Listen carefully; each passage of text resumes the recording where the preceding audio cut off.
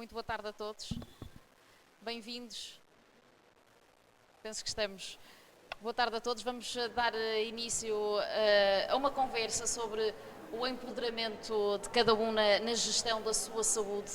Vamos falar também sobre o que várias entidades com responsabilidades públicas ou privadas têm em promover essa mesma autonomia. Vamos falar de prevenção, vamos falar de literacia para tomarmos as decisões certas, seja no autocuidado, seja na procura de ajuda externa. Será com certeza muito edificante para todos. Estão comigo Teresa Bartolomeu, responsável de oferta de saúde do Grupo AGEAS Portugal Medis, o professor Daniel Sampaio, psiquiatra e escritor, e Francisco Goiana da Silva, professor auxiliar convidado da Nova Medical School da Universidade Nova de Lisboa e chefe de estratégia da Startup de Saúde Digital Dioscope.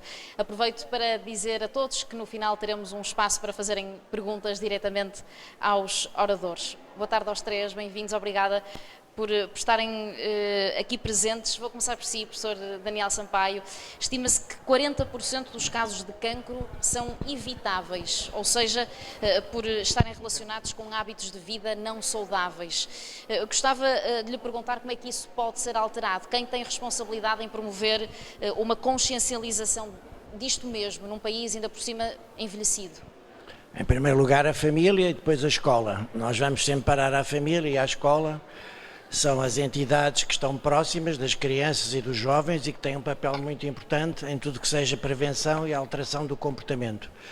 Eu de cancro não sou especialista. Em termos da saúde mental, há três coisas muito importantes que são, em primeiro lugar, a alimentação. A alimentação tem um enorme impacto na saúde mental. Todos já ouviram falar que o intestino é o segundo cérebro. Há substâncias que estão no intestino que têm impacto no cérebro, portanto uma alimentação saudável. Nós temos a dieta mediterrânica, que é uma alimentação equilibrada, portanto nós devemos evitar comida processada, devemos fazer várias refeições. As pessoas mais jovens devem tomar o pequeno almoço em casa, coisa que muitas vezes não acontece, e devem comer ao longo do dia. Portanto, a alimentação tem um impacto muito importante na saúde em geral. Depois, a atividade física está em Portugal a melhorar um pouco, as pessoas estão a fazer mais exercício físico, mas ainda estamos muito aquém de outros países que fazem disso uma prática do dia a dia. Isso é fundamental desde as crianças. Infelizmente, as crianças agora estão a brincar muito pouco na rua e estão a ficar muito sedentárias em casa, precocemente a terem computadores e telemóvel ainda no primeiro ciclo, coisa que está absolutamente errado, e portanto estão a ficar muito quietas, não estão a brincar na rua, não estão a confrontar-se com os amigos, não estão a cair, a levantar-se, a ter até pequenas lutas com os amigos, que isso é essencial para a saúde mental. E depois, na adolescência, há também a necessidade, na adolescência é a época em que o corpo tem muita importância, em que o corpo se modifica, e portanto tudo o que seja extrema magreza, ou excesso de peso e obesidade tem um impacto na saúde mental. E depois, noutro tipo de doenças também, como a diabetes, penso que o Francisco irá falar sobre isso, temos muitos diabéticos em Portugal, mas em termos da saúde mental, o excesso de peso, a obesidade e a falta de atividade física têm um impacto muito grande na saúde mental.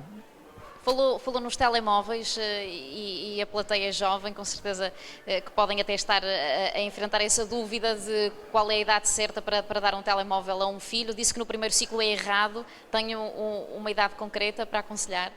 É muito difícil dar uma idade concreta, mas agora o Ministério da Educação fez umas orientações que eu acho que estão muito corretas, que é a proibição nas escolas do telemóvel no primeiro e no segundo ciclo, o que nos leva a que o telemóvel seja utilizado na escola a partir dos 12 anos, que corresponde ao 7º ano de escolaridade. Eu acho que é um bom critério. Porquê? Porque aos 12 anos é quando começa a adolescência, e na adolescência é muito difícil viver sem telemóvel. Aliás, todos nós aqui na sala já não conseguimos viver sem telemóvel. O que se sabe é que crianças muito pequenas ficam facilmente dependentes do telemóvel. Isso tem impacto, sobretudo, na atenção. Nós estamos a ter cada vez mais crianças e jovens com déficit de atenção. Em saúde mental, nós nunca podemos dizer que A provoca B, porque há sempre vários fatores, mas seguramente o excessivo uso da internet e a dependência da internet tem um impacto na atenção. E, portanto, pegando no que eu disse há bocado, é fundamental que as crianças brinquem na rua, que estejam com amigos, que saiam de casa, que andem de bicicleta, corram, que façam desporto e estejam menos em casa agarradas ao telemóvel.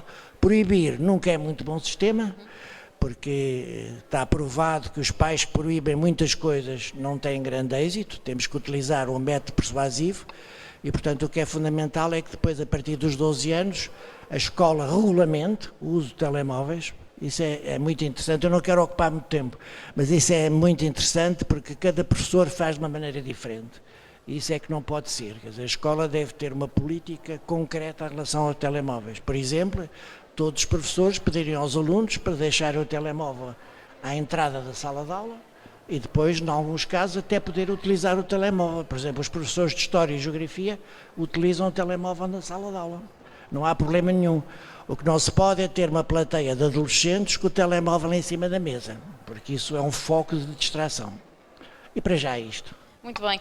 Francisco, todos os dias falamos de pressão sobre a saúde, não só sobre o Serviço Nacional de Saúde, mas de uma forma mais generalizada.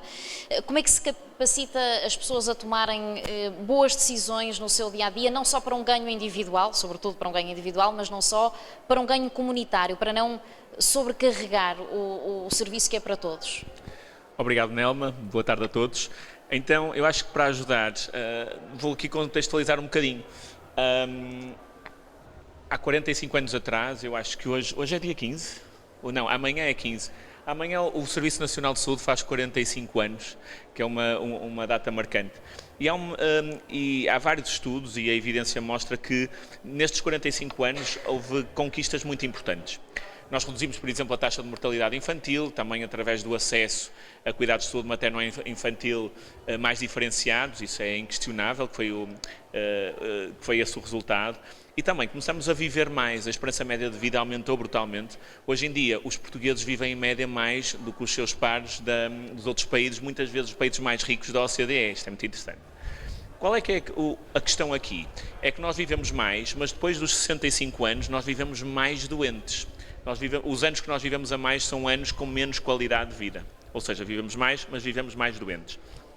Isto coloca sérios desafios de sustentabilidade ao sistema de saúde como um todo, que tem o privado, o social e o público, mas também ao público. Por isso é que nós estamos sempre a ver nos telejornais, sabes bem, Nelma, que o sistema está sempre a abarrotar, está sempre quase em colapso. Porquê? Porque há muito mais procura, a procura é sempre muito maior do que a oferta. Dito isto, qual é que é o grande motivo? O motivo é o facto de o sistema há 45 anos atrás foi desenhado para dar resposta a um determinado tipo de doenças, que eram doenças muito mais agudas e infecciosas que se resolviam nos serviços de urgência. Desde então, como nós vivemos mais e com a idade também vem um risco maior de prevalência das chamadas doenças crónicas, aquilo que ocupa os serviços de urgência são as doenças crónicas mal controladas, mal geridas. Posso dizer que cerca de 80% dos orçamentos da saúde dos países europeus é gasto com doenças crónicas, diagnóstico, tratamento e gestão. Ora, o problema são as doenças crónicas. Como é que nós revertemos isto? Nós vamos ter cada vez mais pessoas mais velhas, com cada vez mais doença crónica. Isto é uma equação insustentável. É impossível manter este nível de resposta, ainda que nós nos queixemos muito, se não mudar nada. E, portanto, vamos ver ao passado. Eu costumo dizer que às vezes mais vale voltarmos às coisas básicas. E o Hipócrates, não há certeza absoluta, e o professor Daniel Sampaio aqui poderá atestar, que tenha sido Hipócrates a escrever o juramento de Hipócrates. Não há certeza absoluta. Mas foram encontrados também outros pergaminhos que são atribuídos ao Hipócrates, em que ele escrevia qual é que é o segredo de uma vida longa e saudável. Há centenas de anos antes de Cristo. Portanto, não estamos a... Pronto. E eram 4. Portanto, vejam lá, milhares de anos atrás já sabia que eram 4. Portanto, tratamento das feridas, na altura eles escreviam, mas agora não é tratamento das feridas, é o que nós fazemos nos hospitais, tratamento. Alimentação saudável, exercício físico e saúde mental. Há milhares de anos já sabíamos qual é que era o segredo. Só que nós tornámos-nos muito bons só a fazer uma das coisas. As outras 3 ficaram pelo caminho. E, portanto, o que é que eu acho que é importante nós fazermos? Nós não estamos só preocupados, como temos estado sempre, e muitas vezes a comunicação social só foca isto, que é, está tudo a abarrotar, como é que nós tratamos mais, as listas de esperas dos doentes oncológicos, nunca chega. E esquecemos de pensar como é que nós evitamos esta tendência. E como é que a evitamos? A abordar as 3 outras dimensões. Há muito boas práticas a nível internacional do que é que se pode fazer, mas o que parece é que os governos muitas vezes estão muito mais preocupados em fazer aquilo que está à vista, que se nota, abrir coisas, dar mais cirurgias, do que fazer aquelas coisas invisíveis, que são aquelas políticas como, por exemplo, baixar o nível de impostos dos alimentos mais saudáveis, os hortofrutícolas, tornar a prática de exercício físico obrigatória nas escolas. Acho que há aqui números assustadores. Por exemplo, de acordo com a Organização Mundial de Saúde, cada criança deveria praticar exercício físico de moderado a intenso. Quando eu digo moderado a intenso, vamos olhar isto como batimentos cardíacos. Tem de ser bastante acima daquilo que é o ritmo cardíaco basal. 60 minutos por dia. Ora, vamos aqui ser muito pragmáticos. Se isto não for feito na escola, ser obrigatório na escola, quando é que estas crianças vão fazer isto? Quando chegarem a casa, que já estão pouco tempo com os pais ainda vão ter de correr com elas ou de as mandar para o futebol? Não. Tem de ser na escola. Isto não acontece. Quando é que há educação física na escola? 2 dias por semana. Portanto, nos países nórdicos, a educação física é obrigatória nas escolas todos os dias. É uma chatice. Eu também odiava a educação física quando era eu. Mas se fosse obrigado, fazia. Quando falamos, por exemplo, fast food, o Reino Unido anunciou esta semana uma coisa interessante, que é, e eu aqui vou dizer uma coisa, se estão aqui representantes das empresas de fast food, não vão gostar, mas eu digo. O valor nutricional acrescentado da comida de fast food é ou muito reduzido ou nulo. É como dos refrigerantes, aquilo não tem valor nutricional. E, portanto, o Reino Unido proibiu, com efeitos nos próximos meses, que anúncios até às 9 da noite a empresas de fast food. Não há na televisão, deixou de haver, proibido. E, portanto, há medidas musculadas que há depois quem vem a criticar, mas isto é um nanny state, é o Estado paizinho das pessoas. Mas o que é facto é que muitas vezes as pessoas não têm literacia para se proteger e para saber o que é correto do que é incorreto. Por exemplo, só para acabar, taxação dos refrigerantes, que foi feita há uns anos atrás. Eu tive a honra de desenhar essa lei, quando estava no Ministério da Saúde. E o que me chocava era que muitas das mães, quando ouviam... O grande ganho desta política não foi essencialmente os cêntimos que se ganhava por refrigerante, foi a discussão que isto gerou. Havia mães que estavam chocadas porque não faziam ideia que aquele refrigerante que achavam que davam aos miúdos para levarem para a escola todos os dias, tinha 4 pacotes de açúcar lá dentro. Porque não tinham ideia disto, porque senão nunca o teriam feito. Portanto, aí está a questão da literacia, a questão de nós temos de ter vários canais, todos a contribuir para o mesmo. Obrigada, Francisco. Teresa Bartolomeu, estamos num evento promovido pelo grupo AGAs. Gostava de saber qual é a importância que a promoção e a prevenção da saúde assumem, no caso concreto da Medis, quando contactam com clientes individuais e com empresas. Obrigada, Nelma. Obrigada a todos por estarem hoje aqui connosco também nesta sessão, a passarem esta tarde de sábado bem passada aqui na Cidade do Zero. E sobre essa pergunta em concreto, eu gostava de primeiro referir um pouco, que eu acho que há muito alinhamento entre nós os três naquilo que vimos aqui hoje dizer e que tem a ver precisamente com a valorização que nós fazemos e naquilo que defendemos que deve ser efetivamente, eu diria, uma saúde sustentável a longo prazo, ou seja, não só no imediato, mas de alguma forma termos aqui algumas, eu diria, intervenções que nos permitam ter uma sustentabilidade a longo prazo. É disso que estamos a falar quando falamos de sustentabilidade. É trabalhar agora já, ir trabalhando nas várias fases da vida das pessoas para que no futuro sejam mais saudáveis e, portanto, tenham melhor saúde. E aí a promoção de saúde, como é óbvio, é algo muito importante porque trabalha muito a componente quer do controlo, a pessoa ter capacidade, é isso que as intervenções em promoção de saúde tentam fazer, que a pessoa tenha mais controle sobre a sua saúde, mas também que tenha competências e desenvolva competências precisamente para a melhorar. Pronto, e aqui eu destacaria aquilo que o Francisco também já referiu, que muitas vezes é a intervenção nestas áreas, tem a ver, por exemplo, com o tabagismo, tem a ver com a alimentação saudável, tem a ver com o sedentarismo. Portanto, a promoção de saúde trabalha muito essas vertentes. E aqui eu destacaria ainda outra componente que o Francisco já referiu, que é a literacia em saúde. Nós precisamos de, efetivamente, apostar na literacia. E quando eu falo de literacia, falo em capacitar, efetivamente, as pessoas para não só acederem à informação, e já lá vamos à informação, que informação deve ser esta, mas não só acederem, compreenderem a informação, mas depois poderem usá-la para tomar as melhores decisões, as chamadas decisões informadas em saúde. Portanto, eu diria que a literacia em saúde é um processo ativo, também tem a ver com a pessoa e, portanto, é nesse contexto que a literacia em saúde deve acontecer. Depois também, a literacia deve ser para aquela pessoa em concreto, para aquele grupo que tem aquela necessidade, usando o formato ideal, e vou falar agora da parte digital, por exemplo, e temos pessoas que não têm tanta agilidade nos meios digitais, para a procura de informação, para a interpretação da informação, portanto também as pessoas terem no formato ideal e depois no momento certo, ou seja, há fases da vida em que nós precisamos de informação específica para aquela fase da vida. Vou falar, por exemplo, do exemplo, como o Sr. Professor estava a dizer, da escola e daquilo que na escola é preciso facultar em termos de informação também e capacitar as pessoas, eu diria, ao longo da vida. Sendo assim, estamos a falar de um processo que é dinâmico, não é? Eu diria que é um processo contínuo. A literacia acompanha as pessoas ao longo da vida. Para quê? Para nas várias fases da vida e naquilo que precisa em cada fase e, efetivamente, poder ajudar a pessoa precisamente a fazer essas mesmas escolhas.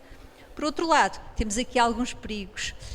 E os perigos é a informação credível. Hoje em dia há muita procura de informação na internet, muita procura. Até que ponto é que as pessoas procuram nos sites corretos e conseguem efetivamente ter informação credível? Caso não aconteça, há inclusive o risco da pessoa prejudicar a sua saúde e de recorrer desnecessariamente, e agora pego outra vez nas palavras do Francisco, desnecessariamente a cuidados de saúde que não precisaria. Pronto, e neste âmbito, voltando agora à pergunta da Nelma, o que é que nós temos estado a fazer?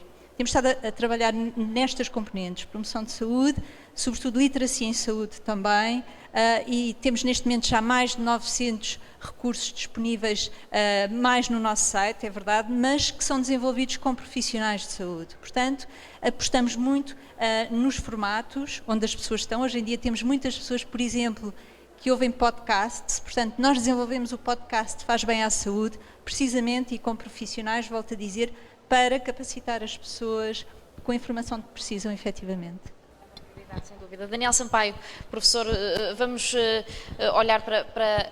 Não precisa dizer professor, só Daniel, está bem? Vamos olhar para a sua especialidade, porque quando falamos de saúde não falamos só da saúde física, falamos da saúde mental. O que é a saúde mental? Que conselhos tem a dar nessa área? Muito bem, deixa-me partilhar uma questão pessoal. Eu fui professor de Psiquiatria e Saúde Mental na Faculdade de Medicina durante muitos anos. Portanto, eu ensinava Psiquiatria e Saúde Mental, não é a mesma coisa. Psiquiatria são as doenças mentais, as perturbações mentais, saúde mental é outra coisa. E ao longo da minha vida sempre se falou muito pouco de saúde mental. Depois veio a pandemia, que todos se lembram, e a partir da pandemia todas as pessoas falam de saúde mental. O que eu tenho verificado é que nunca se define o que é saúde mental. Quando nós perguntamos a uma pessoa o que é ter saúde mental, a pessoa não sabe responder. E isso é fundamental. Para nós podermos trabalhar sobre um conceito, temos que perceber o que é que está em causa. E há uma definição da Organização Mundial de Saúde, que eu trouxe aqui para não me esquecer, sobre o que é a saúde mental.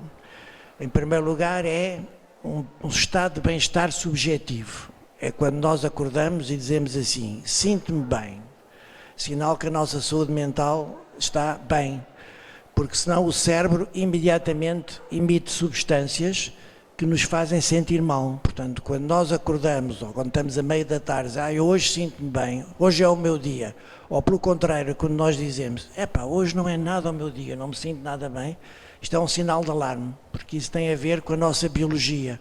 O cérebro emite substâncias quando nós não estamos bem, quando estamos com ansiedade, quando estamos com depressão, quando estamos a sentir-nos perseguidos, nos casos mais graves. Portanto, esse é o primeiro critério para a pessoa dizer que tem saúde mental. O segundo critério é a capacidade de comunicação e de relacionamento interpessoal. Isso é muito interessante nos tempos de hoje, porque há pessoas que são muito competentes do ponto de vista profissional, que, por exemplo, são peritos a nível do seu trabalho, mas que não têm muito saúde mental, porque não conseguem relacionar-se. Vivem completamente para si próprias e não conseguem contatar. Nós verificamos isso quando começamos a falar com uma pessoa e a pessoa não olha para nós e começa a dizer qualquer coisa que não se percebe muito bem. Pode ser a pessoa mais capaz do ponto de vista profissional, mas seguramente não tem uma boa de saúde mental porque não consegue comunicar. E nós, seres humanos, precisamos de comunicar e precisamos de nos ligar, nos conectar aos outros. Depois, um terceiro aspecto é a capacidade de autonomia. Todos nós passamos por processo de autonomia, a criança começa a andar com 1 ano e a partir daí fica mais autónoma em relação aos seus pais, mas se repararem, olha sempre para trás para ver onde é que os pais estão. E depois vamos crescendo, e quando chegamos à adolescência é a época fundamental da autonomia e por aí fora, e às vezes quando chegamos à terceira idade ou quarta idade, nós perdemos outra vez a autonomia. Portanto, a autonomia é também um critério importante de saúde mental. Finalmente, a adequação à realidade.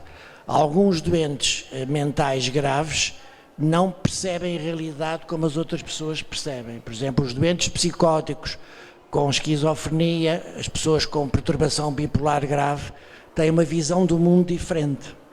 E isso é um critério importante de saúde mental, ou seja, eu sou capaz de apreender esta realidade aqui à volta, dizer onde estou, no Instituto Superior de Agronomia, numa iniciativa Cidade do Zero, sou capaz de me relacionar com estas pessoas. Se eu tivesse uma doença mental grave, eu não era capaz de me situar na realidade. Portanto, esse é um critério também muito importante. E, portanto, quando nós vemos a saúde mental, temos que pensar em todas estas coisas que eu acabei de dizer. Tem conselhos para dar para um autocuidado da saúde mental, professor, se é que isso é possível? Já dei 2 conselhos que às vezes as pessoas não praticam, que é comerem de uma forma saudável e não terem vida sedentária e fazer exercício físico. Muitas das situações de psiquiatria, as mais frequentes situações de psiquiatria, como a ansiedade, perturbação da ansiedade, que é mais frequente, e hoje em dia é muitíssimo frequente, nós temos que dizer às pessoas que 1/5 dos portugueses vai ter uma perturbação mental ao longo da vida. Portanto, as doenças mentais, as perturbações mentais são muito frequentes. A depressão é menos frequente que a ansiedade, mas também é bastante frequente. E, portanto, são 2 perturbações para a qual o exercício físico é fundamental. Se nós tivermos uma pessoa com ataques de pânico, por exemplo, que é muito frequente hoje em dia, com dificuldades do sono, com inquietação, com tensão psíquica, com apreensão em relação ao futuro, se essa pessoa fizer exercício físico regular, essa pessoa ou melhora ou cura. Se for uma pessoa nova e se fizer exercício intensivo, na maior parte dos casos é suficiente para ultrapassar uma perturbação de ansiedade. Até esta é a grande mensagem, é pôr os portugueses a mexer. Francisco, vamos falar de acompanhamento médico, seja público ou privado. Qual é, na tua opinião, o acompanhamento indicado para promover um sistema mais controlado, mais integrado? Então, para percebermos isto tudo de uma forma simples, eu vou pegar exatamente no exemplo do professor Daniel Sampaio e vou tentar integrá-lo. Então, o sistema que nós tínhamos, ou um sistema imperfeito que nós fomos desenvolvendo ao longo destes 45 anos, o que é que acontecia neste sistema? As pessoas, idealmente, teriam acesso a cuidados de saúde primários, quando têm, não é? Porque em Lisboa temos uma situação problemática, mas 87% dos portugueses têm médico de medicina geral e familiar. Portanto, aquele 1.700.000, pronto, 87% têm... 83% têm acesso. E, portanto, o que é que aconteceria? Ok, as pessoas sentem-se com um problema de ansiedade, um problema de uma depressão menor. O que é que acontece? Tentam aceder ao médico de família. Se não conseguem aceder ao médico de família, que é por isso que é muito importante isto acontecer, ou se não há diferenciação a nível dos cuidados de saúde primários para dar uma resposta, são remetidas para os hospitais, para os serviços de psiquiatria. E os serviços de psiquiatria ficam a abarrotar de coisas simples, que poderiam ser resolvidas com abordagens mais simples nos cuidados de saúde primários, nos cuidados de proximidade. O que acontece? Fica tudo a abarrotar, atrasam-se os simples porque não veem os seus problemas simples resolvidos mais cedo, que agravam para problemas mais complexos, e os realmente complexos também veem a sua vida atrasada por causa do volume e da pressão. O que aconteceu há algum tempo atrás, que eu acho que é muito... Às vezes é complicado as pessoas perceberem, mas é por isso que eu não me canso de tentar explicar. Houve esta grande reforma que se fala muito das direções executivas e depois um demite-se e outro vem, mas houve uma coisa importante. É que até 2023 nós tínhamos os centros de saúde, estavam agrupados, eu até gosto de dizer, pareciam quase uns guetos, e tínhamos os hospitais, que eram os outros guetos. Mas não comunicavam uns com os outros muito bem, ou seja, um doente que era de uns, depois precisava de ir ao hospital, pronto, ficava lá perdido no meio. E depois estava internado no hospital e tinha alta, perdia-se outra vez no meio. Porque até os sistemas de comunicação não funcionavam, não era preciso levar os exames e etc. Com a grande reforma, o que é que se chegou à conclusão? Epá, nós não podemos ter estas pessoas todas de costas voltadas, porque parece que os doentes andam tipo bola de ping-pong. Então criou-se este modelo das unidades locais de saúde. O que é que isto é? Nada mais, nada menos, é pôr um só Conselho de Administração a gerir os médicos de família e os médicos dos hospitais. E pela primeira vez assumi que os doentes são de todos, responsabilidade de todos. Não é agora é teu nas urgências e agora é meu se está na minha lista de doentes do médico de família, não. São de todos. O que é que isto vai permitir? E o que é que nós devemos trabalhar para conseguir? Exatamente isto. Que haja, por exemplo, recursos dos hospitais. Os hospitais vão perceber que é muito mais barato tratar-se precocemente um doente com uma patologia de ansiedade menor. E como é que isto se faz? Põe-se psicólogos nos centros de saúde. Porque nem precisam de ser vistos por psiquiatras idealmente. Estes problemas resolvem-se com psicologia nos centros de saúde. Resolvem-se com formação aos médicos de medicina geral e familiar para estas questões, da atividade física e etc. O que acontecia até agora? De facto, quando estes doentes já se chegam com problemas muito complexos ao psiquiatra, que não tem capacidade de os acompanhar, o que acontece, e agora vou explicar ao professor Daniel Sampaio, é que a solução normalmente é medicá-los. Porque não há tempo, não há recursos para fazer de outra forma. A psicoterapia, o professor Daniel Sampaio é o pai da psicoterapia. É uma abordagem, mas é uma abordagem não farmacológica que resolve muitos problemas. O exercício físico não faz parte da formação dos psiquiatras, a prescrição de exercício físico. Pois claro, pois o Portugal é o país que prescreve mais ansiolíticos a um dos da OCDE. Porquê? Porque nós, na dúvida, mandamos as pessoas tomarem ansiolíticos.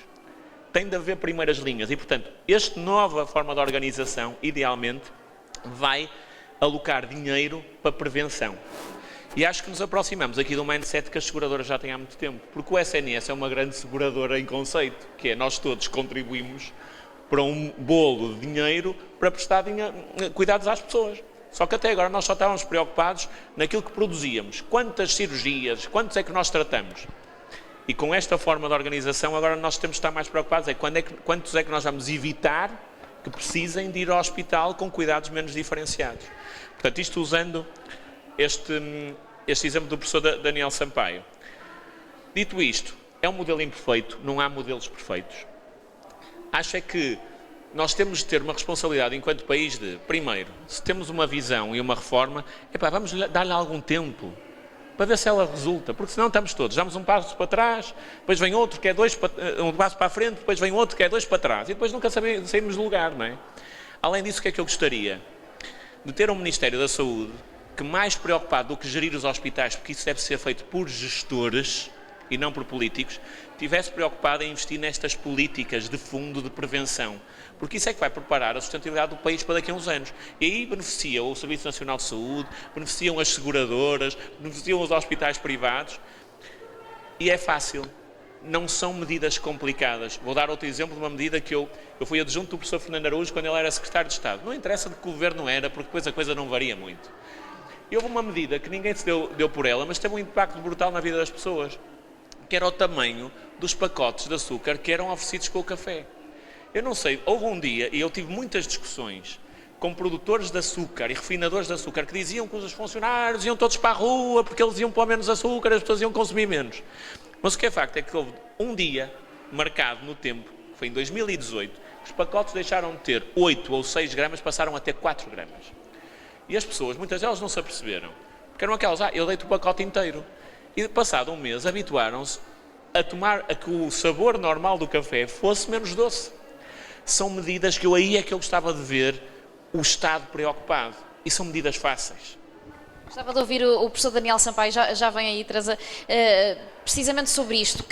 Já falou das escolas, já falou da família, o papel que têm na consciencialização das pessoas, e o Estado, até que ponto é que deve intervir para não se tornar um Estado paternalista, como ainda há pouco o Francisco Goiânia da Silva mencionava? Bom, eu acho que este tipo de medidas tem que ser feito em diálogo com as pessoas. Dando o exemplo dos telemóveis, que é um assunto que me interessa muito. O Ministério da Educação esteve muito bem em recomendar e avaliar o que é que vai acontecer. Portanto, este tipo de medidas pode ser proposto pelo Estado, pelo Governo, mas todos nós temos que avaliar, porque não há estudos completamente claros que, por exemplo, na adolescência seja bom proibir o telemóvel. Na infância sim, mas na adolescência não há, porque o telemóvel é fundamental para as pessoas contatarem e não há adolescência saudável sem amigos. Os adolescentes podem estar muito sossegadinhos em sua casa e não causar grandes problemas, mas se não contatarem com amigos, não desenvolvem a adolescência. Foi o que aconteceu na pandemia. Houve imensos problemas de saúde mental na adolescência porque eles estavam fechados em casa e não contatavam com ninguém, mesmo tendo telemóvel. Ora bem, portanto, o tipo de medidas que se pode propor tem que ser sempre em diálogo com as pessoas que são o alvo dessas políticas. Não se pode impor de cima porque senão não resulta. E nesta questão, por exemplo, dos computadores e dos telemóveis na escola, é fundamental ouvir os alunos. Outra coisa que é preciso fazer é melhorar o espaço do recreio, o espaço do tempo livre na escola, que normalmente são sítios péssimos, não é? Abandonados, sem flores, sem sítio para as pessoas se sentarem. Portanto, estas medidas relacionadas com a saúde mental são sempre multideterminadas. Por exemplo, se nós melhorarmos os salários dos portugueses, temos menos problemas de ansiedade e depressão. Porque a ansiedade e a depressão também está muito ligado ao baixo salário e à má habitação. Portanto, todo este tipo de políticas tem que ser feito em conjunto e ouvindo as pessoas, não há outra forma delas terem resultado. Teresa Bartolomeu, olhando para o papel da MEDIS, o que é que tem desenvolvido nos cuidados de proximidade, de primeira linha de resposta às necessidades da saúde? Muito bem. Eu estava a ouvir e estava a ouvir deliciada por aquilo que é efetivamente a importância deste consenso, não é? E deste trabalho conjunto, porque é disso que estamos a falar. Nós hoje em dia temos 30% da população que tem cobertura de seguro de saúde em Portugal. Não sei se todos tinham a noção deste número, 30%.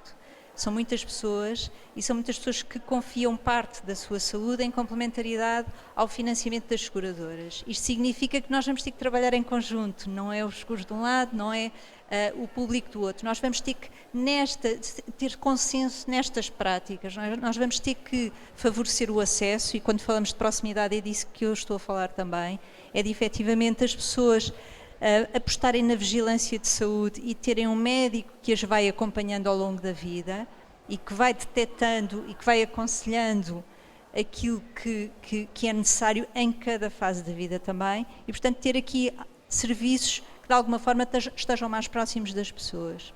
Mas não só, nós desde o início da criação da MEDIS formámos aquilo que foi o primeiro projeto de triagem em Portugal, não é? Portanto, nós demos origem ao Dói-Dói Terrim-Terrim há muitos anos atrás, que hoje em dia é o SNS 24, e essa foi uma das primeiras apostas que nós fizemos precisamente na proximidade, ou seja, uma linha de enfermeiros 24 horas por dia disponível, para que a pessoa, não só quando surgem sintomas, questões de saúde, tenha efetivamente acesso ao aconselhamento, mas também ao apoio. Porque nós, quando falamos de cuidados de proximidade, estamos a falar disso também. Nós, hoje em dia, e só partilhar convosco, temos uma grande parte dos nossos clientes com mais idade a recorrerem à linha e a falarem com os enfermeiros e a falarem em conversas mais prolongadas com os enfermeiros. Isto também falando um pouco de saúde mental e daquilo que é a necessidade de ter alguma proximidade também nestas idades. Temos estado a falar muito daquilo que é a infância, a adolescência, mas também temos aqui questões à volta da saúde mental também nas pessoas com mais idade. E, portanto, estes serviços de proximidade garantem precisamente não só a detecção precoce de muitos dos problemas, o aconselhamento, o encaminhamento, mas também o apoio. E é importante que existam, e é nisso que temos estado a trabalhar desde o início.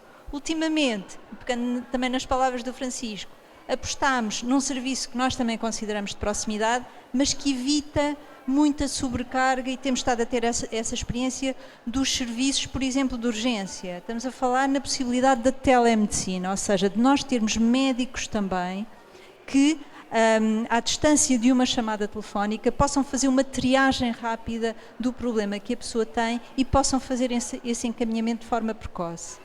Não só precoce, mas também evitando muitas vezes a sobrecarga precisamente dos serviços de saúde. Portanto, é disso que eu estou a falar.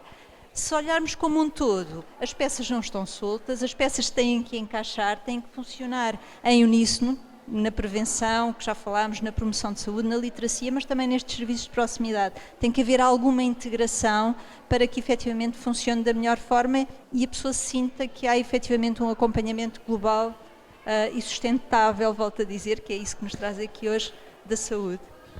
Francisco, mesmo para terminarmos, gostava que nos explicasses como é que essa articulação pode ser feita. O professor Daniel Sampaio falava em ouvir as pessoas, no caso dos telemóveis, ouvir os alunos. Como é que isso pode ser posto em prática?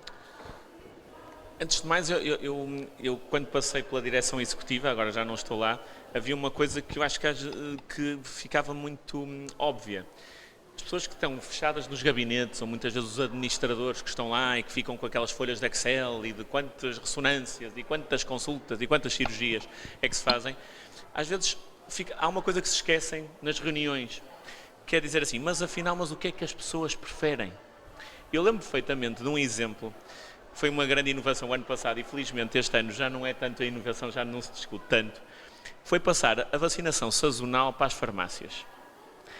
Em que víamos, os médicos diziam que aquilo ia ser muito mau e que ia haver reações e que as pessoas não queriam e que ia baixar a taxa de cobertura vacinal.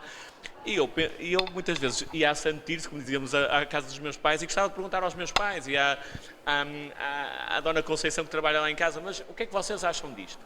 E quando perguntava a essas pessoas, as pessoas diziam, não, eu prefiro 1000 vezes, porque eu vou à farmácia, é muito mais próximo. É mais cómodo, eu conheço a pessoa, a gente quando eu quero e não tenho de ir para aquela fila que é naqueles centros de vacinação que é não sei onde. Pronto. E, portanto, eu acho que às vezes é preciso perguntar.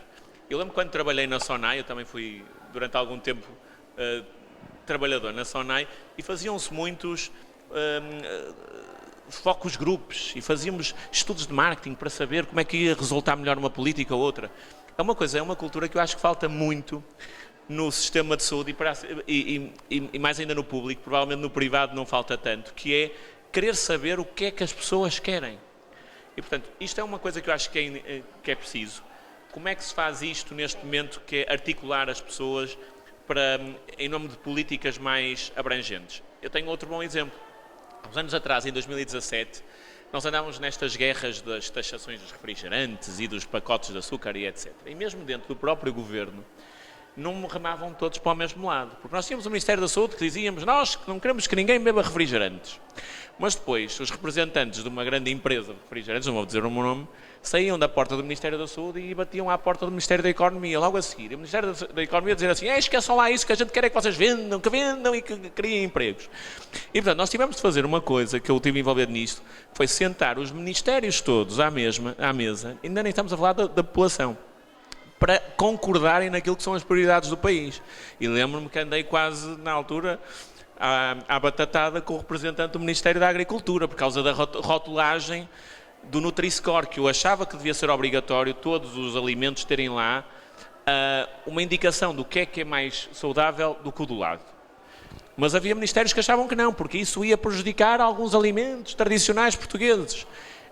Mas pronto, mas eu acho que nós achamos que vivemos num país livre, mas só dá jeito que as pessoas sejam um bocadinho livres, porque se elas começarem a fazer uso da sua liberdade, aí já não dá jeito.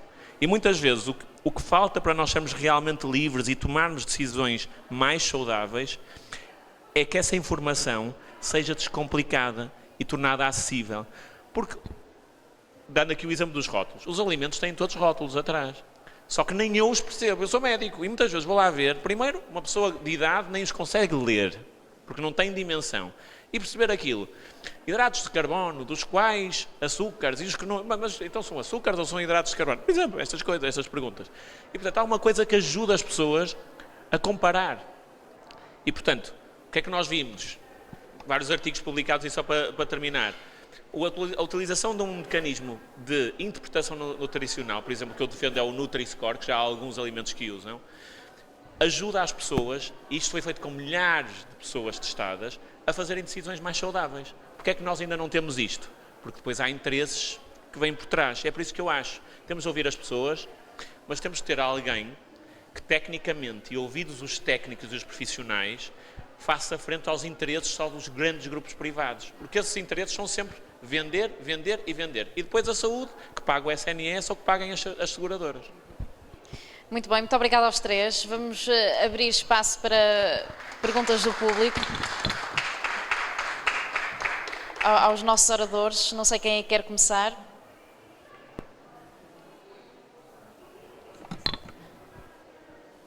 Sim? Essa questão do Nutri-Score que falou agora, por exemplo, às vezes há alimentos pronto, com bastante açúcar e o Nutri-Score é A. Isso deixa-me um bocadinho confuso. Como é que o Nutri-Score pode ser viável? Eu não queria transformar isto numa discussão sobre o Nutri-Score. Okay. Não há modelos de interpretação nutricional perfeitos. Agora, o que há é modelos que ajudam a escolher o menos mau. O que é que eu quero dizer com isto? Há alimentos carregados de açúcar que têm Nutri-Score A. Então quer dizer que as alternativas têm muito mais açúcar ainda. Porque o Nutri-Score serve para comparar alimentos do mesmo tipo. O que é que quer dizer? Se eu vou comprar bolachas, então eu estou a comparar com bolachas. Não estou a comparar as bolachas com uma garrafa de água. Não estou a comparar as bolachas com refrigerante. Nos refrigerantes também há refrigerantes com Nutri-Score A. Porquê? Face a todos os outros alternativos, aquele é o menos mau de todos. Mas eu já vos disse, para mim os refrigerantes deviam ser proibidos para crianças. Mas pronto, nós somos um país livre, todos podemos comprar. Ao menos as pessoas que saibam, quando vão escolher, o que é o menos mau. É só isso. Obrigado.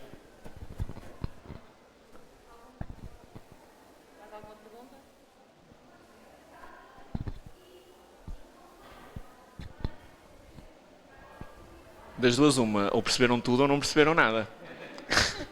Está calor, também está calor. Há ali uma pergunta. Bom dia. Olá, boa tarde. Eu também sou da área da saúde, mas eu acho que um dos problemas também que existem e tem muito a ver com algum dos problemas que existem tem muito a ver com a iliteracia. E se nós não começamos, como disseram, nas escolas, independentemente, seja aos telemóveis, que isso, pronto, para mim já é uma questão secundária, acho que há muito pouca literacia em saúde na educação. E as crianças que no futuro vão ser pais e que depois vão comprar os tais refrigerantes, porque muitas vezes a culpa não é das crianças, muitas vezes a culpa é dos pais, porque as crianças não vão às compras, as crianças comem e bebem aquilo que lhes é oferecido, ou seja, isto tem que se começar logo na escola. Esse é um dos grandes problemas que eu acho que existe também na nossa população, que é a iliteracia em saúde e em perceber, não é, a diferença entre um hidrato de carbono ou um açúcar, mas isso já é num segundo nível. Eu acho que a escola é que é fundamental. E aí é que nós estamos a falhar um bocadinho, na minha perspectiva. Obviamente, claro que a saúde depois não consegue dar conta de tudo, não é? Só um exemplo de como a escola teve um papel importante que transformou algumas famílias. Foi o problema da reciclagem, não sei se percebem disso. As crianças tinham um conhecimento sobre como organizar o lixo em casa que era superior a muitos pais. E nas escolas fez-se uma coisa que foi arranjar em cada turma do primeiro ciclo um responsável pelas questões do ambiente. Eu sei isto porque tive um neto que foi responsável pelas questões do ambiente e que sabia tudo sobre a reciclagem.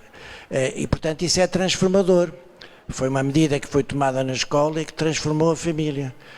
Por exemplo, voltando aos telemóveis, se a escola tiver um papel importante na autorregulação dos telemóveis, isso pode influenciar a família. Ou seja, a família e a escola podem-se interinfluenciar.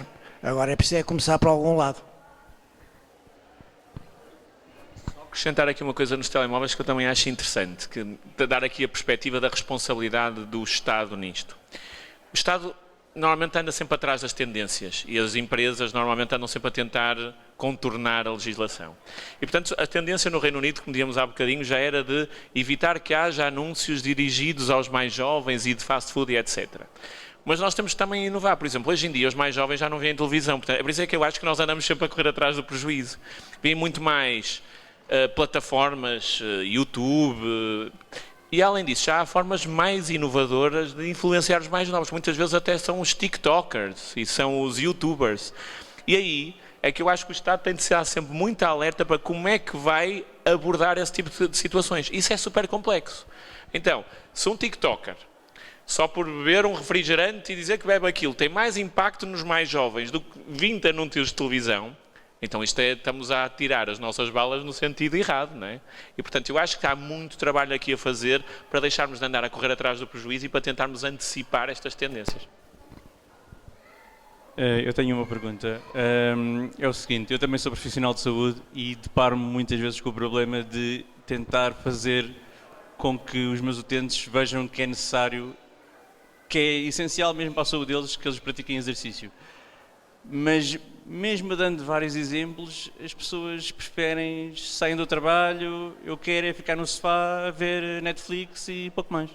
E como é que se tenta convencer as pessoas? É mesmo difícil. Com um programa mínimo. Eu tenho uma enorme prática, a minha clínica, agora durante muitos anos fiz trabalho no hospital, agora estou só no consultório, mas sempre tive muita gente nova na minha consulta, o que é engraçado que eu pensei que à medida que ia avançando na idade, que ia tendo menos gente nova, mas alguns tratam-me por avôzinho, não é? Mas continuo a ir à consulta, que é interessante. Eu faço um programa mínimo. Aquelas pessoas que dizem que não têm tempo ou que não querem fazer exercício físico, eu começo por 15 minutos a pé em passo rápido. E todas as pessoas podem fazer 2 vezes por semana 15 minutos a pé em passo rápido. Isto não chega para o efeito que eu quero obter. Mas depois vou aumentando, porque a pessoa, se fizer 15 minutos 2 vezes por semana em passo rápido, tem imediatamente benefício. E portanto a seguir vou aumentando e nas pessoas mais novas ponho-as a correr, que é a melhor coisa que há, é pôr as pessoas a correr de uma forma regular. As pessoas mais velhas não podem correr, mas podem andar. E portanto comece por um programa mínimo e procuro escrever, eu às vezes até escrevo 15 minutos, 2 vezes por semana em passo rápido. E faço um pequeno papel no computador, imprimo e nós os dois assinamos. E depois na consulta seguinte vejo o que é que a pessoa fez. E curiosamente, nem todas, mas algumas pessoas aumentam, porque começaram a sentir benefício. Um dos problemas da prescrição do exercício físico é que nós prescrevemos demasiado. Muitas idas ao ginásio, treinos muito intensivos, corridas de 1 hora, e só a princípio a pessoa não consegue fazer isso. A pessoa tem receio de fazer isso e algumas pessoas têm objetivamente pouco tempo, não é? Portanto, temos que começar com um programa mínimo e ter um compromisso com essa pessoa nesse programa mínimo. Obrigado. Só dar aqui também um exemplo pessoal. Eu, há uns anos atrás, isto não é vergonha nenhuma, fiquei deprimido, seriamente deprimido. E falei com um colega meu psiquiatra, o professor Daniel Sampaio também deve ter falado consigo, mas falei com um colega meu que me disse, tu como estás, vou-te já aqui prescrever um medicamento, vais fazer isto 6 meses e etc. E eu disse assim, pronto, calma, vamos já fazer um medicamento e o que vai acontecer é isto e podes ter estes resultados. E na altura, porque eu já tinha alguma literacia, eu disse, não, eu vou querer tentar aquilo que é a alternativa, não medicamentosa. E portanto, comecei a fazer exercício físico, comecei a fazer psicoterapia, foi a professora Daniel Sampaio que me aconselhou, mas no exercício físico não foi nada fácil. E para mim foi importantíssimo ter alguém que me acompanhasse. Infelizmente, isto não é alguma coisa acessível ao comum dos portugueses. E eu pensava assim, se eu não tivesse estas possibilidades, o que é que eu faria, não é? E portanto, eu acho que uma das estratégias é isto, é começar devagarinho, porque se é logo ir todos os dias e fazer e acontecer, desmotiva. Agora, há outra coisa que eu acho, e isto tem de ser uma coisa que nós, enquanto sociedade, temos de começar a exigir, que é, nós vemos só grandes investimentos em novas urgências, em centros de atendimento clínico para os doentes não urgentes, etc, etc e tal. Eu acho que o próprio exercício físico, a prescrição de exercício físico, devia começar a ser considerada como um medicamento e como participada como um medicamento. E acho que nós temos de ultrapassar uma barreira mental que nós temos e muitos dos nossos decisores e dos nossos técnicos têm, porque de facto, se a eficácia é igual em muitas situações, eu não percebo porque é que nós preferimos dar uns comprimidos que são químicos, não deixam de ser químicos, a financiar as idas das pessoas a ginásios. Já demos um passo, que agora já dá para reduzir no IRS aquilo que pagamos no ginásio, mas isso é um passo medíocre. Mas é um passo no sentido certo. Já não critico. Mas agora, é deste tipo de medidas arrojadas que nós precisamos. 1000 vezes eu preferiria enterrar esses 60 milhões de euros a financiar idas ao ginásio de pessoas que precisem, prescritas, por psiquiatras ou o que fosse, a estar a criar mais um centro de uma urgência para doentes não urgentes, em parceria no Porto, com o Hospital da Perlada. 1000 vezes eu preferiria. Olá, eu sou a Mariana. Há bocadinho o Dr. Francisco estava a dizer que o objetivo da criação das ULS é um bocadinho apostar na integração de cuidados e apostar na prevenção para prevenir a sobrecarga dos hospitais públicos, que é o que está a acontecer neste momento. Mas a minha dúvida é, os próprios cuidados de saúde primários também estão em sobrecarga, não temos médicos de família que cubram todas as pessoas residentes que temos. Eu, inclusive, recorria muito ao centro de saúde para coisas menor e para coisas que não eram urgentes, e neste momento foi-me retirado uma médico de família e estou sem médico de família neste momento. Portanto, como é que nós conseguimos apostar nessa prevenção e como é que conseguimos melhorar a sobrecarga dos hospitais públicos, estando os próprios cuidados de saúde primário muito sobrecarregados e sem médicos de família? Como é que se chama? Mariana.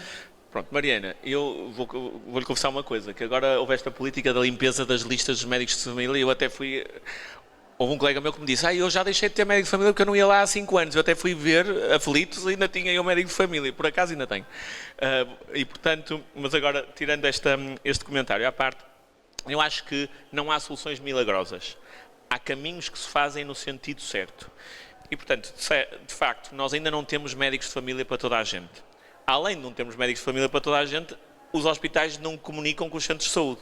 É um problema em cima do outro. Depois, os hospitais também não têm médicos especialistas que cheguem para toda a gente. Terceiro problema em cima do outro. E depois também as listas de espera são um grande problema, depois surgem disto. Portanto, eu acho que é preciso cortar o elefante às postas. Um problema, integração e comunicação entre as diferentes equipas. As ULS ajudam a resolver. Problema a seguir, médicos de família. Isto é um percurso que tem de ser feito. É por isso que é tão importante nós falarmos todos os anos e nos esforçarmos para atrair mais médicos de família para preencherem esses lugares que faltam. As projeções que nós temos atuais são de que, dentro de 3 anos, se o Estado conseguir cativar os médicos de família que saem formados para ficarem no Estado, todos os portugueses têm médico de família. Mas vai demorar 3 anos, é certo. Mas lá está. O que é que implica? Investirmos nisso, não nos desleixarmos em soluções alternativas que, pronto. E, portanto, começamos a resolver os problemas multifatoriais. Eu acho que isto é parecido com resolver o problema das doenças crónicas.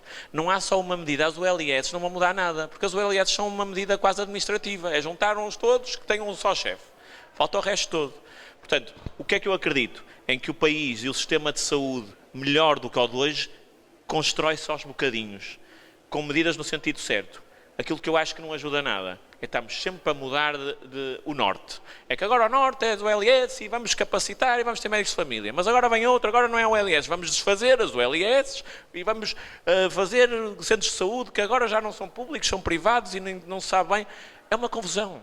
Nós precisamos chegar a um entendimento enquanto país e calma, agora vamos estabilizar as coisas e pôr as coisas a funcionar. Porque eu já fui daquelas pessoas que achavam que nós precisamos de grandes visionários e líderes disruptivos sempre. Não. Nós precisamos deles de vez em quando. E depois precisamos de outros, que é para consolidar, para fazer as coisas funcionarem. Porque senão estamos sempre aqui nesta discussão de surdos. Não, porque o outro fazia pior do que eu e eu é que faço melhor. Eu não quero saber quem é que fazia melhor ou pior. Eu quero é que as coisas continuem.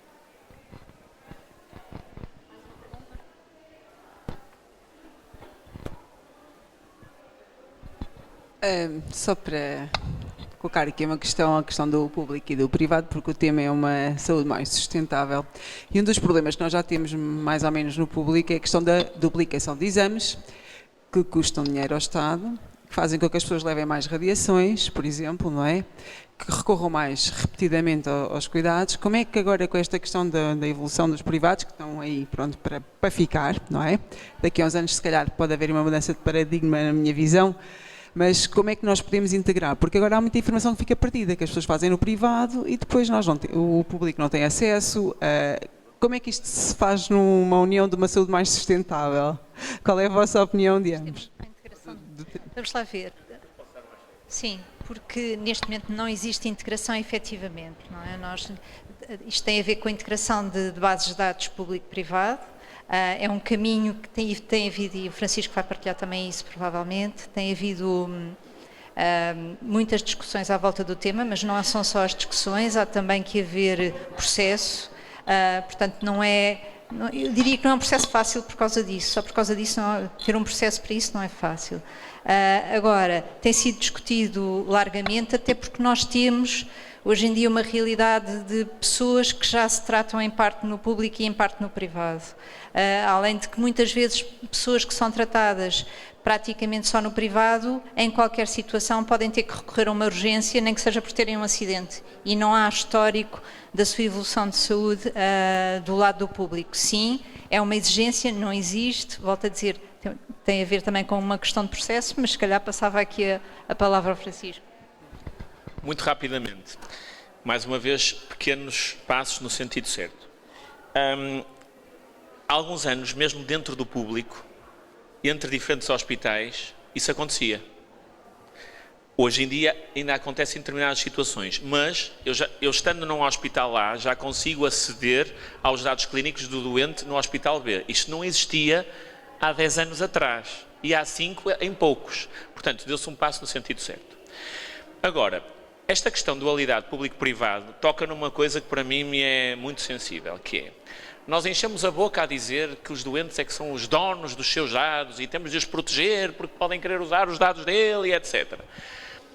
E eu chegava ao Serviço Nacional de Saúde e dizer assim, sim, eles são donos dos seus dados, mas se quiserem pegar neles e levá-los para algum lado, não podem, porque nós não criamos as pontes para isso. Portanto, isto é uma mentira.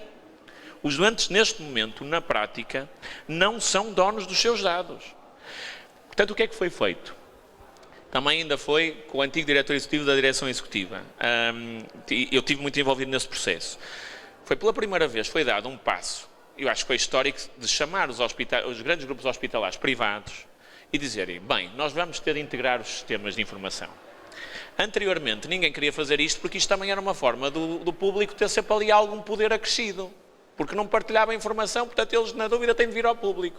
E eu acho que não é assim que se afirma o poder do público, nem a relevância do público. Portanto, chamaram-se os grandes grupos privados e foi lançado um projeto piloto. Perguntou-se, olhem, vamos ter de testar isto primeiro em alguns sítios, porque há muita gente com muito medo e depois os deputados vão querer dizer que tem de haver legislação e etc. Portanto, vamos fazer isto primeiro pequenino, num sítio, e depois alargamos se correr bem e depois chamamos os deputados para virem complicar e para fazerem as leis. Porque eu acho que mais vale fazer isso, que é primeiro faz e depois regula-se. Isto foi iniciado, foi lançado um projeto piloto, que foi anunciado com a CUF, só que à boa portuguesa, o que aconteceu logo? Como isto foi só lançado na CUF, depois também vieram os outros grupos privados a dizer assim, não, mas isto é injusto, porque nós também queremos começar. Amigos, isto é para testar. Todos vão sair beneficiados se isto resultar, vai ser mais rápido. O que é que aconteceu? Parou tudo. Porque como tem de ser todos, porque ou é para todos ou é para ninguém. E é o que eu vos dizia há pouco, este país não anda para a frente, porque dá-se um passo para a frente, mas depois, às vezes a competição, ou a ganância, ou o ego, obriga-nos a dar 3 passos para trás. Portanto, neste momento, o que é que acontece? Um processo de integração de bases de dados entre públicos e privados está pendurado, porque por causa desta confusão toda, já não há um projeto piloto e os senhores deputados até já dizem que querem legislar antes disto ser possível. Portanto, olhem, daqui a 5 ou 6 anos, ou 10, vai ser possível. Muito bem. Vamos ter que começar a fechar, mas mesmo para terminarmos.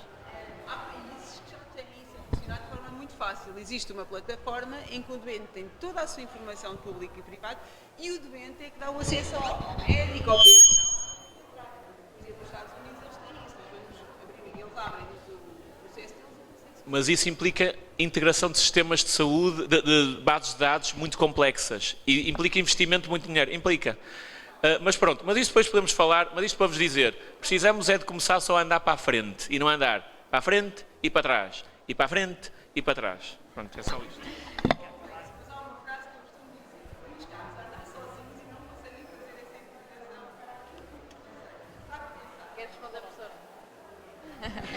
Pronto, a sala é que tem que ser liberta, mas lá fora os oradores podem dar mais algum esclarecimento que queiram tirar. Muito obrigada a todos por nos terem acompanhado durante esta tarde e, sobretudo, muito obrigada aos três, Francisco Viana da Silva, professor Daniel Sampaio e Teresa Bartolomeu. Muito obrigada, foi um gosto para mim. Muito obrigada.